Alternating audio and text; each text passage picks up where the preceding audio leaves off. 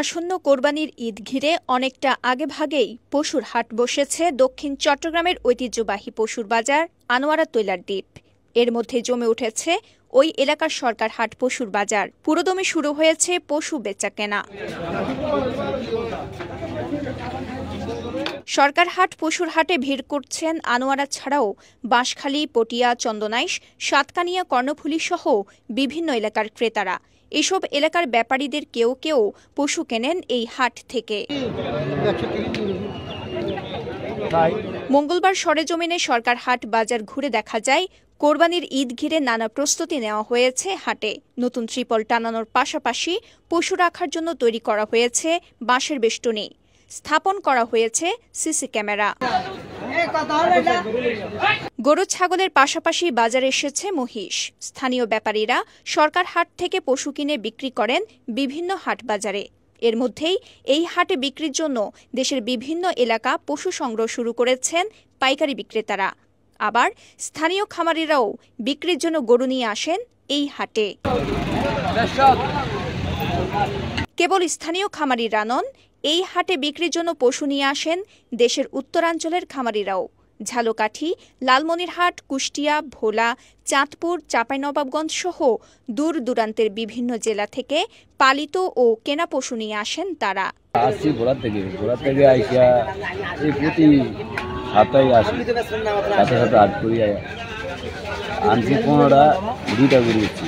সকালটা যদি এখনো হয় ভালো গরু পাওয়া যায় বা রেটে মোটামুটি ভালো পাওয়া যায় এই হিসেবে মানে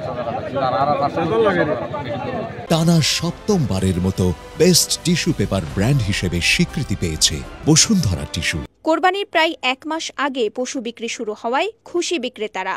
অবশ্য কেবল কোরবানির ঈদ ঘিরে নয়, সারা বছরই জমজমাট থাকে হাটটি। এর মধ্যে বেচা কিনা খুবই একটা সচ্ছল, কোরবানির আগে সচ্ছলভাবে বেচা কিনা ক্রেতা বিক্রেতা কিনে সুবিধা আছে। এখন কিন্তু গরু দিলে গরু জিতিব। এখন বর্তমানে 6 জন বেচা কিনা নিয়ে আর 11 পিস গরু আছে। ক্রেতা বিক্রেতার জন্য আমরা মোটামুটি তো ভালো সুযোগ সুবিধা রাখছি ইনশাল্লাহ। আমাদের এখানে এখন নতুন করে আমরা সিসিটিভি ক্যামেরা বসাইছি, রাত্রের জন্য নাইট ডারমা রাখছি, দিনের বেলা রাস্তাটা যানজট না হওয়ার জন্য, আপনার গাড়ি যানজট না হওয়ার জন্য, লোকজন সুবিধার জন্য ওখানে নাইট ডারমা রাখছি। কয়েক হাজার মৌসুমি খামারের পাশাপাশি আনোয়ারায় স্থায়ী পশুর খামারের সংখ্যাই কেবল 5 শতাধিক বলে জানান আনোয়ারা উপজেলা প্রাণী সম্পদ কর্মকর্তা ডাক্তার সমরঞ্জন বড়ুয়া। আমাদের হিসাব মতে 500-এর অধিক খামারি রয়েছে যারা পেশাদারিভাবেই এই সময়টা তারা গরু লালন পালন করেন। হাজার হাজার খামারি রয়েছেন যারা 1-2টা গরু পালন করে, তারা এই উপলক্ষকে কেন্দ্র করে প্রশাসনের সাথে সম্পর্ক রেখে আমরা বিভিন্ন ধরনের মোবাইল ফুড এবং যাতে কেউ ক্ষতিকর কোনো ওষুধ প্রাণীদের জন্য ব্যবহার করতে না পারে সেজন্য আমরা বিভিন্ন স্টেক হোল্ডারদের মাঝে এই ধরনের একটা সচেতনমূলক প্রচারণা চালিয়ে যাচ্ছি।